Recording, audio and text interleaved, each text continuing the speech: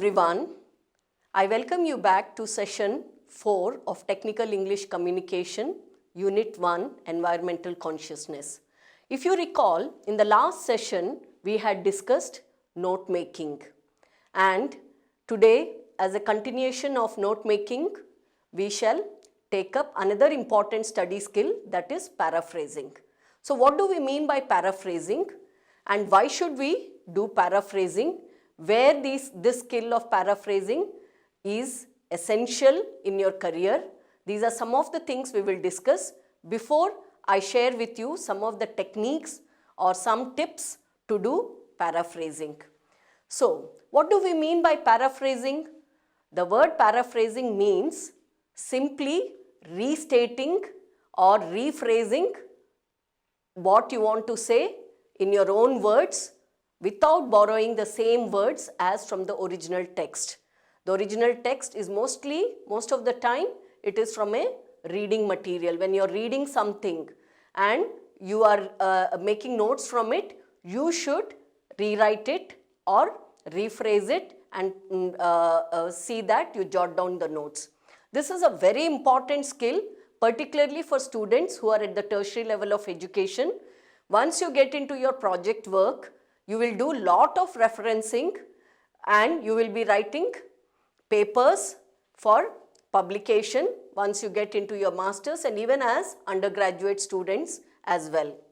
Maybe some of you who are more aspirational and who have that research bent of mind may go into PhD.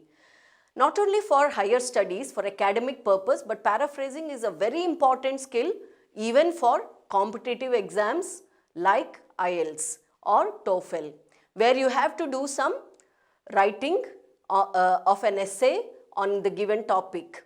So when you do that, you cannot afford to use the same words that are given in the question, and you have to indicate to the evaluator who is going to evaluate your essay that you have understood the essence of the question by rephrasing it in your own words in the introductory part of the question to see that your answer is relevant to the question given. So this is a very, very important skill and it is must especially for students who are going to pursue higher studies. Now, when we say paraphrasing, we mean to put something into your own words. When you're reading a text, I was telling you in the last class about note making, note taking, it being a very important skill both from the point of view of processing the information as well as note making as a product. So when you're doing the note making and note taking, what is the skill involved?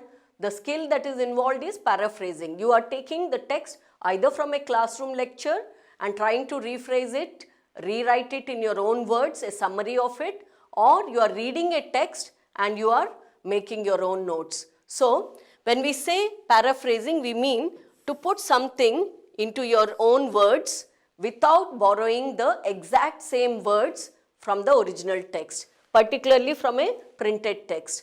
Now why should you avoid doing it? Because if you use the same words as from the text that you have referenced, then and you write it as a part of your assignment or your paper and you submit it, then it becomes intellectual dishonesty. If you are not rephrasing it in your own words and also acknowledging the source from where you have borrowed this idea.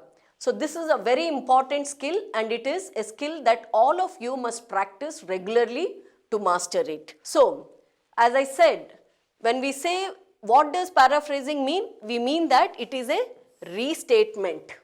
So we need to restate what we have read from a printed text or from a lecture that we have listened to.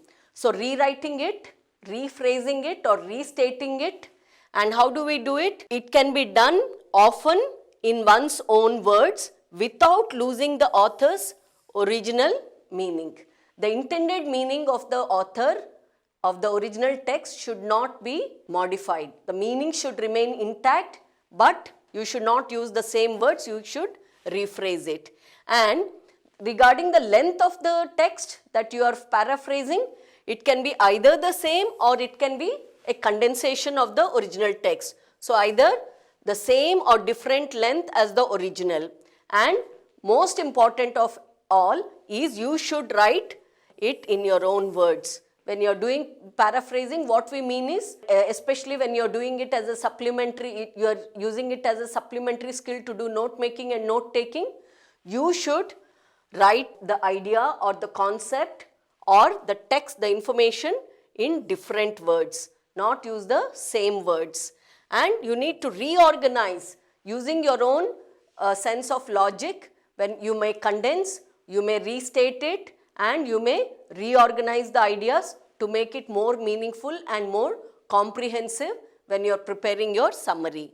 And when you prepare a paraphrase, it should be reader friendly. Who is going to read it? You are going to read it. If you are making the notes, you will later read it, and it should be written in a language and a style that is suitable for you to refer and assimilate the content later. Or if you are planning to share a complex idea with someone else, you should simplify it and you should reword it or reorganize it in such a way that it is useful and comprehensible to the reader who is going to read the particular paraphrased text that you have written. And when do I use it? Where do I use it? Especially when I am reading something. So this helps me. When I read something, so to process the information, paraphrasing comes handy. So when in the last session we were discussing about how to prepare a note or do note making. We were talking about skills like annotating, preparing an outline, preparing a summary, preparing a column based notes, or preparing a mind map. In all these, what are we doing? We are reading a text, a longish text or a complex text. We are deconstructing it, that is simplifying it, reorganizing the content so that it is easy for our mind to grasp it, isn't it? So it is reading something and you want to make sure that you remember it. So why do you paraphrase when you do note making? Obviously for digesting the content that you have read from the book, to digest it and to make it easy to assimilate and recall later when you have to write an assignment or when you have to write an exam on it. So when do I use it? I usually use it when I am reading something or when I am listening to a lecture and trying to simplify what I am listening to or what I am reading, to crystallize the key ideas and put it in simple language so that I can go back to it later when I want to refer it. If the language is the same as the text, as the language in the text, it will not be easy for me to understand it when I go back. It will be as good as reading a textbook, and it will take more time for me to understand and prepare for my exam. So paraphrasing is a complementary skill to note making. Without mastering the skill of paraphrasing, and one more skill we will be discussing is summarizing. So paraphrasing is a skill you must master to become effective at making notes and making summaries. So it is an indispensable skill, particularly for students who are pursuing academic careers at tertiary level of their education. So what are the steps of paraphrasing? Let us look at the some tips how to do paraphrasing. One is you have to read the text or read the paragraph that you are planning to paraphrase. That means planning to simplify and rewrite in your own words. Read the text or the paragraph carefully. Then when you're reading, you must read with an inquisitive mind, asking some questions and seeking answers for those questions. What was the main idea and details of the paragraph? When I'm reading the text, what is the key idea and what are the supporting ideas? What are the examples? So these are things I need to sift through when I'm reading the printed matter. The key idea, the supporting ideas, the examples, the essential details, not so essential details, all these things I must be able to make out from the paragraph and reorganize this content to shed the inessential things and to keep the key information intact. And step 3 is I put it, first I get hold of I try to crystallize the key ideas and then I try to put it in my own words. So this is the simple 3-step formula to do paraphrasing.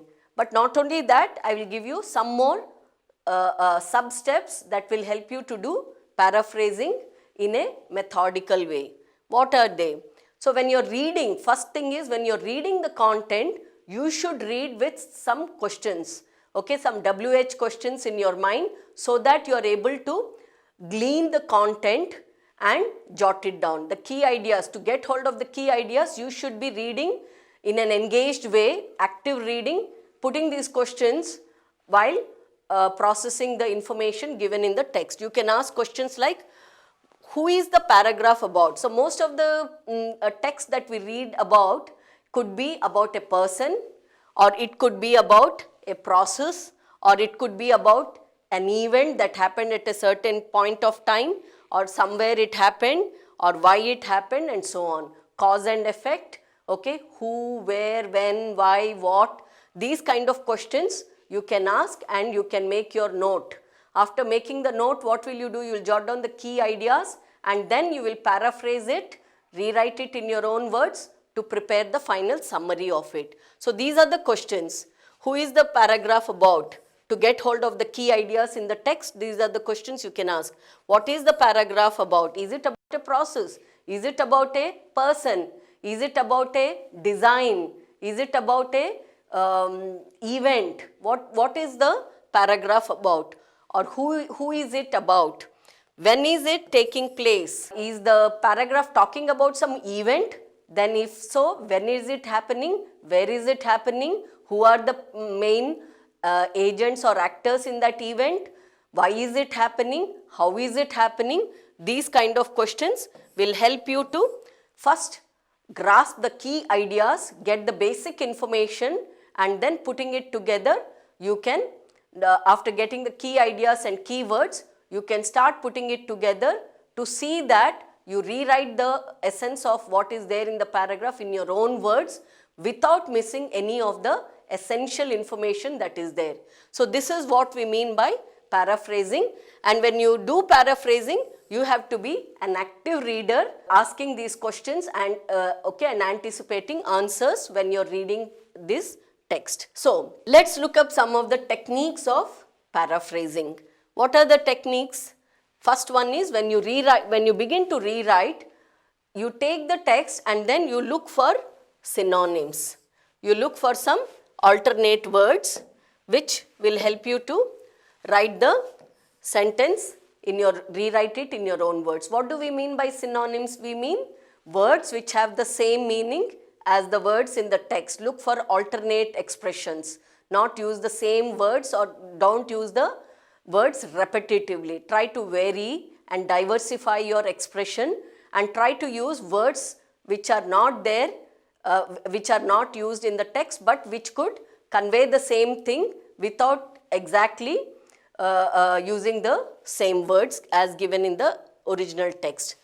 Try to change word forms. You can use synonyms, you can use word forms. Suppose there is an adjective, you can make the adjective into an adverb.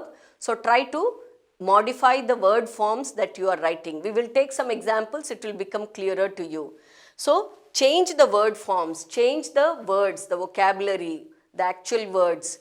Try to change the word forms. Suppose I say, he ran quickly to catch the bus. Instead of saying he ran quickly, I can say he ran fast. So that is a synonym. But I have also changed the word. He ran quickly and I have, instead of saying quickly, I said he ran fast. So fast is a adverb, or fast can also be a adjective. So she spoke slowly so that the students could clearly understand what she was speaking. She was a little slow when she spoke. So I have changed slowly adverb into an adjective. So this is how you can change the word forms and you can vary the expression when you are paraphrasing. And then third step, change from a clause to a phrase. Condense a big clause into a phrase and you can that way vary your expression. Change from quoted speech, that means direct speech, to indirect speech. If there are inverted commas, if suppose there is a sentence like, Mr. Smith said to his wife, within inverted commas, I will be late for dinner tonight. I have some important work at the office. So you can rephrase it. You can drop the quotations and you can say, Mr. Smith told his wife that he would be late for dinner that night as he had some important work to attend to. I haven't missed out any of the important information, but I have put it in indirect speech. This is another way of paraphrasing. Change from active voice to passive voice. So, suppose Mr. Smith waited at the canteen for his boss to turn up. So, Mr. Smith waited at his canteen. So, if you change it into passive voice, you can say something like, at the canteen sat Mr. Smith for quite some time for his boss to turn up. So, I have changed the expression, okay. So, you can change the active to the passive voice, then you can interpret the meaning. Try to interpret the meaning rather than go by exactly verbatim what the words are there. Try to look at the broader meaning. What is the, read between the sentence and try to see what is the tone or what is the style in which something is being said, and you will get the broader meaning and the implication of what is being said. Don't look only for literal meaning, or don't look only to reproduce what is there in verbatim. Try to also see the metaphorical or the, what would you say, imaginative way of putting across that idea. Be little creative without obviously diverting from the meaning, okay, without getting distracted from what the actual text is. Keep the focus intact and then do it. Then identify the underlying meaning of a statement. So, what is the statement trying to say?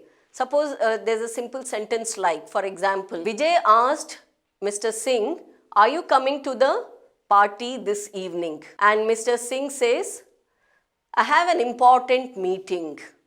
So, how will you paraphrase it?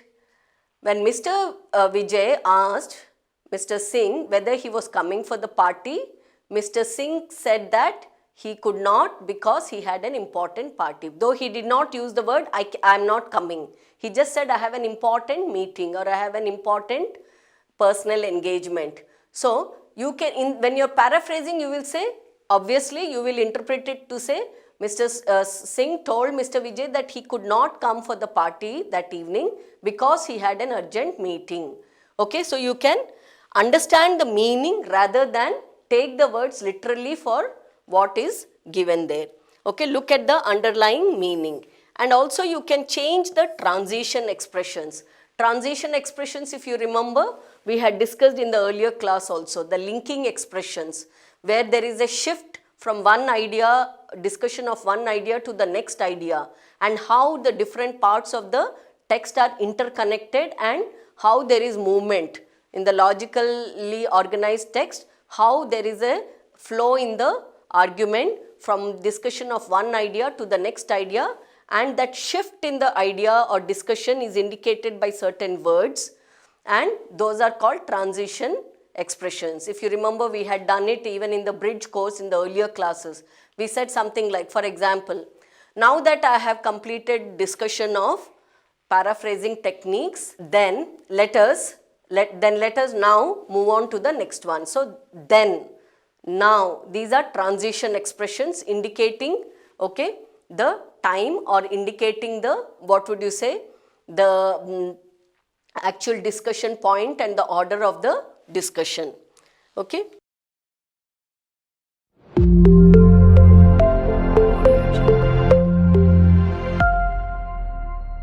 Take up some simple examples and then let us see how we can do it.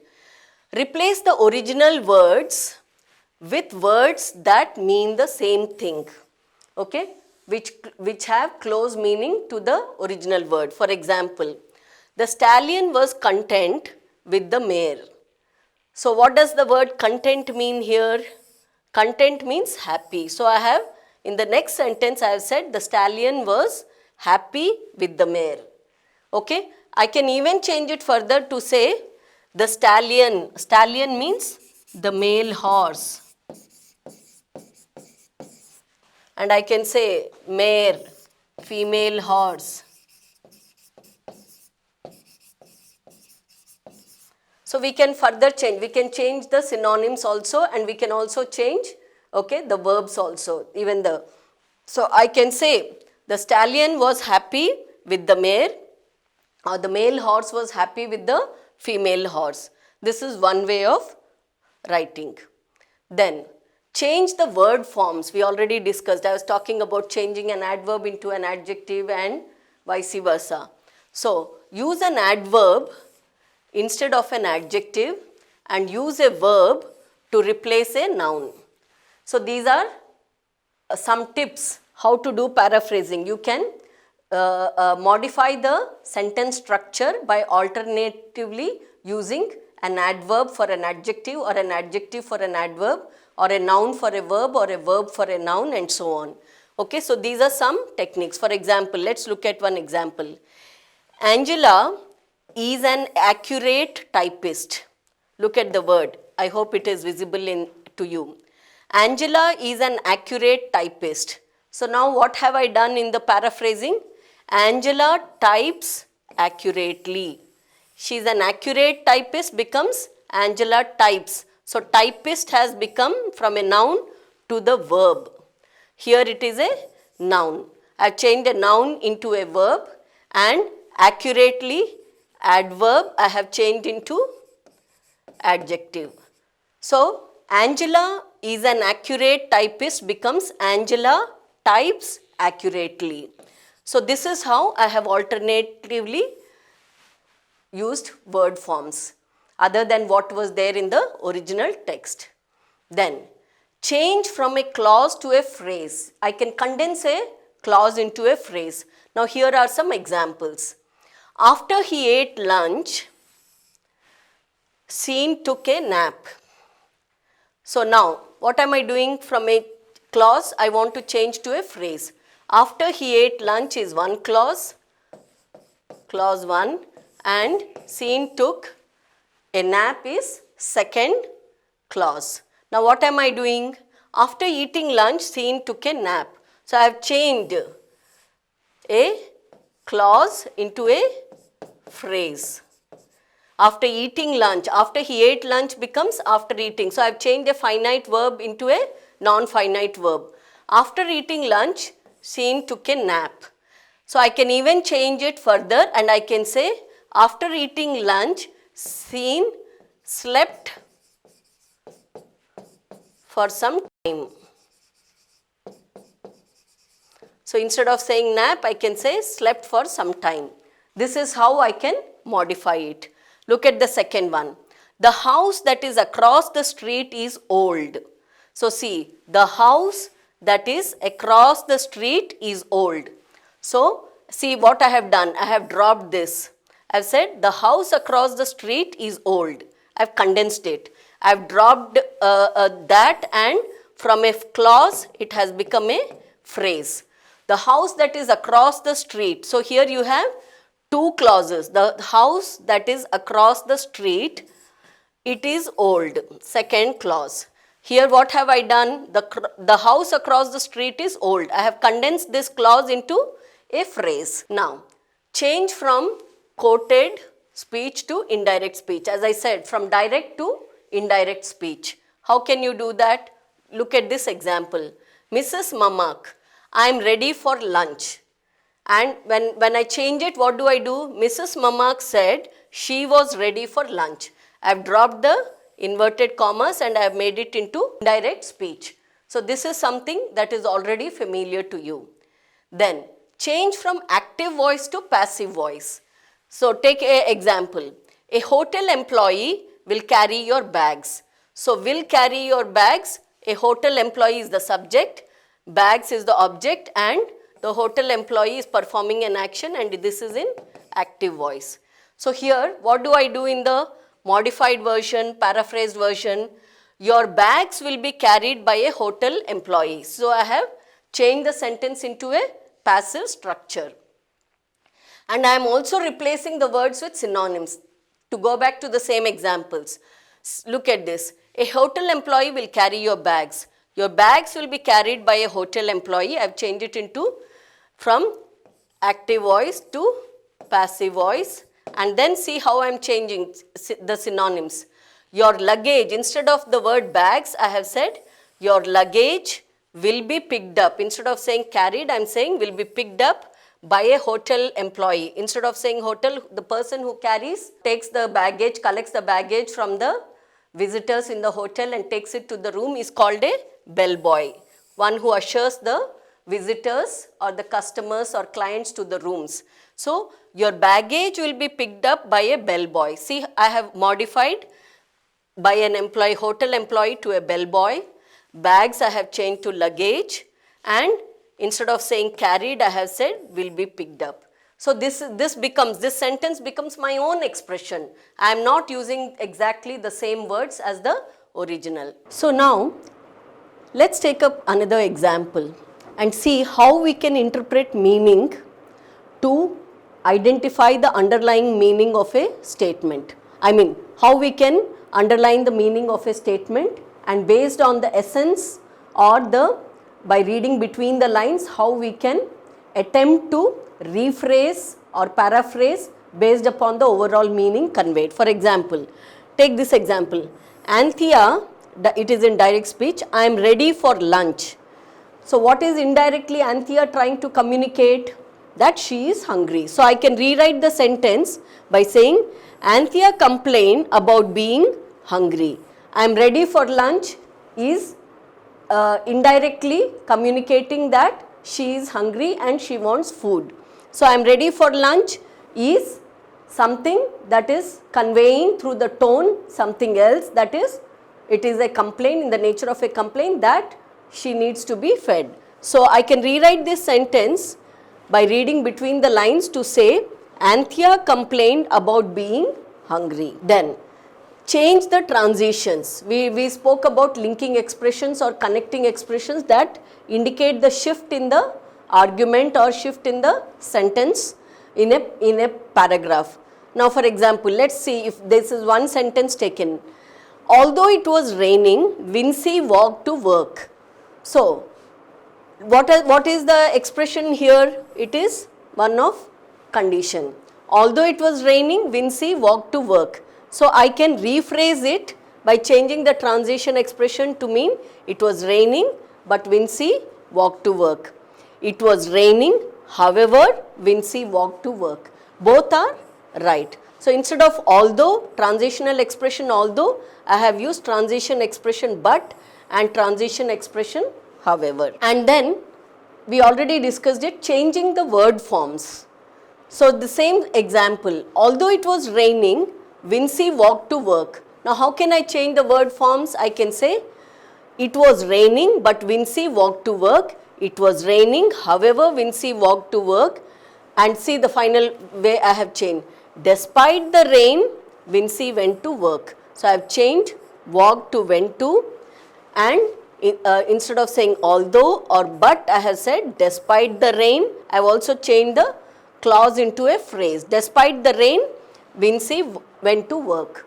So this sentence is a good paraphrase of this sentence. Then we can use a combination of all these techniques, using synonyms, using adverbs, using phrases instead of clauses, and using different word forms. All these things I can combine and I can apply all these in the same sentence. I have given you different examples to demonstrate how each rule or each technique can be applied.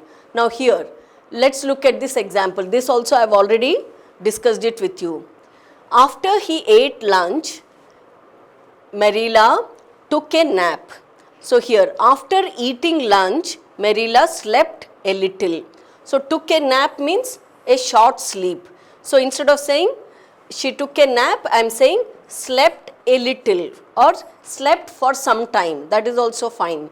So instead of saying after he ate, I am saying after eating. I have dropped the subject.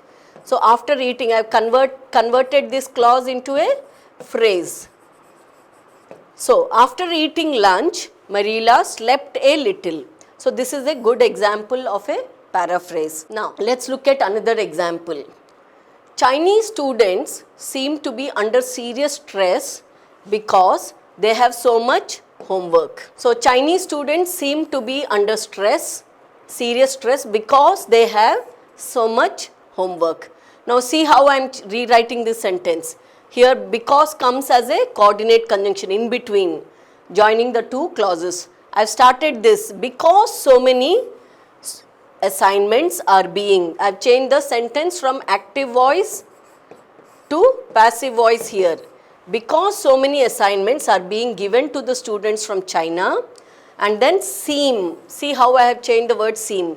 They appear to be seriously stressed, or they appear to be under lot of stress, or they appear to be under extreme stress. I can also use, if I want, I can also use they are under extreme stress. So these are different. So this is a good example of a paraphrase. I have changed the sentence structure from active to passive voice. I have used alternate word forms. See what I have done here. I have said instead of seem, I have said they appear to be. And then what else have I done? I have said instead of saying to be, I have said are being, and I have made this sentence into my own. So the similarity between this sentence and the other sentence in terms of the vocabulary and sentence structure is minimal. So this sentence appears to be written in my own language, and so I cannot be accused of being a copycat, copying the sentence ditto as it is from the original text. Now let's look at a little longer example. I hope that this is visible to you. I would also like to read it out. In 1857, a British expedition led by Richard Burton and John Speke set out to find the Great Lakes, shown on Ptolemy's map. After reaching Lake Tanganyika, the two men split up because Burton was ill. So see this sentence. Now, how do we paraphrase? There are three examples here. I will read it out to you, and then we will try to decide which is the best paraphrase. The first example of the paraphrase is Richard Burton and his friend looked for the Great Lakes shown on Ptolemy's map. The men split up. This is one way. Then in 1857, Richard Burton and John Speke searched for the Great Lakes on Ptolemy's map, but they had to split up when Burton was ill. Second example. Two men from Britain looked for the Great Lakes but had to split up because one was ill. So which would you say is the best example here? Of the three paraphrases given, which would be the best one? I would say example 2 is the best, sample 2 is the best one. Why? Because it retains all the information. We discussed one cardinal rule, if you remember. In the opening of this session, I said you have to change the sentence wording, sentence structure. You can change everything, but you cannot change the meaning, and there should not be any information loss.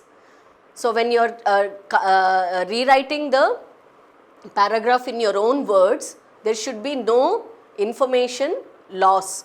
The information factually should be retained, and the essence of the passage should not be lost. Obviously, this is probably taken up from some scientific journal or from history book.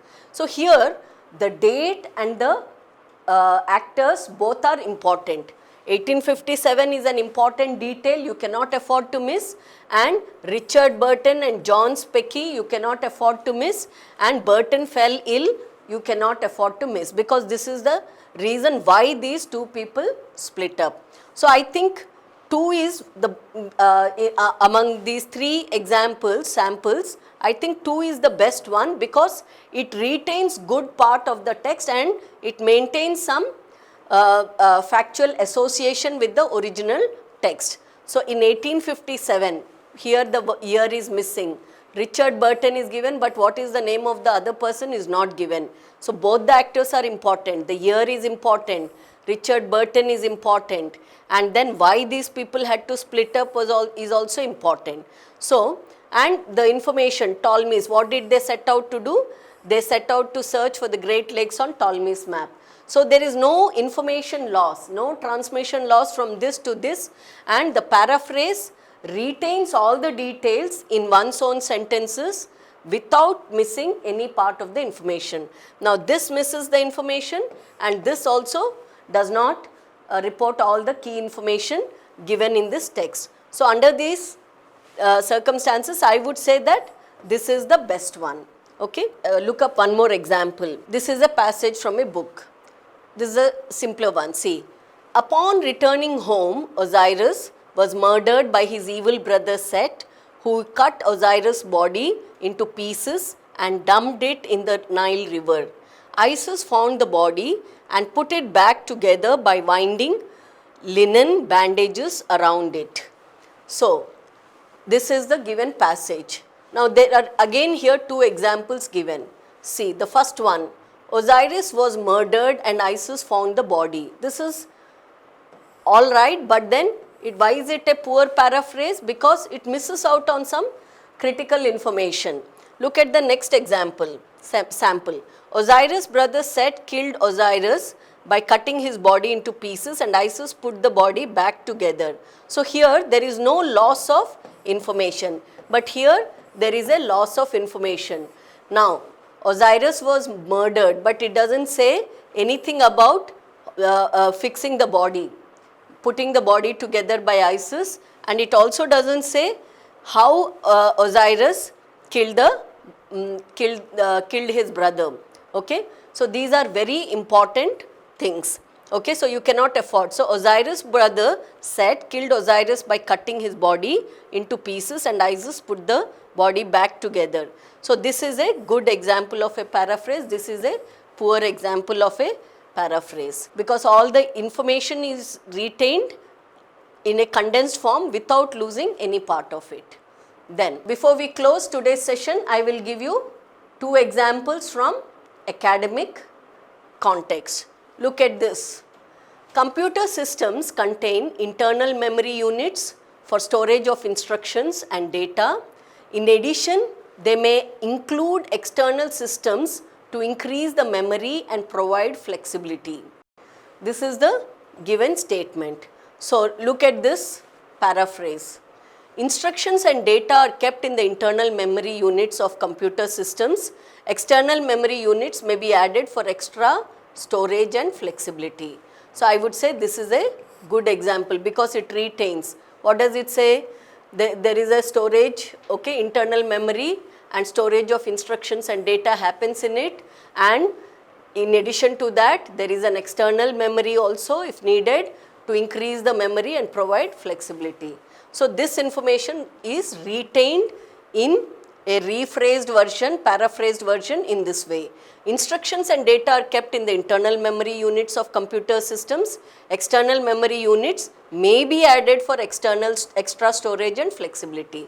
So it has retained all the information in the original, but it has done it in a rephrased way. So this is a good example of paraphrase. One more example. We might well find that we need more than 3 weeks in which to complete a report of this kind. See, we might well find that we need more than 3 weeks. So how is it?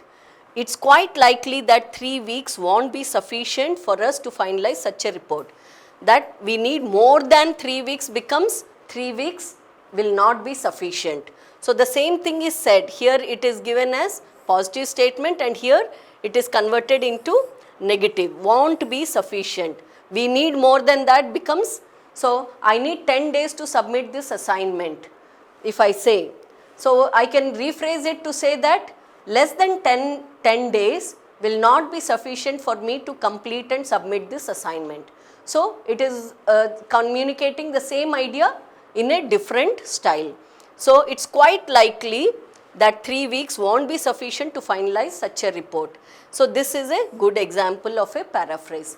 I hope that you got a fair idea of how to do paraphrasing, and as I said, this is another study skill, and note making and paraphrasing together will help you to develop a summary which we shall be discussing in the next session. And I will also give you a handout with some examples, with some questions, so that you can work out and practice this very important skill. So see you then in the next session. Thank you.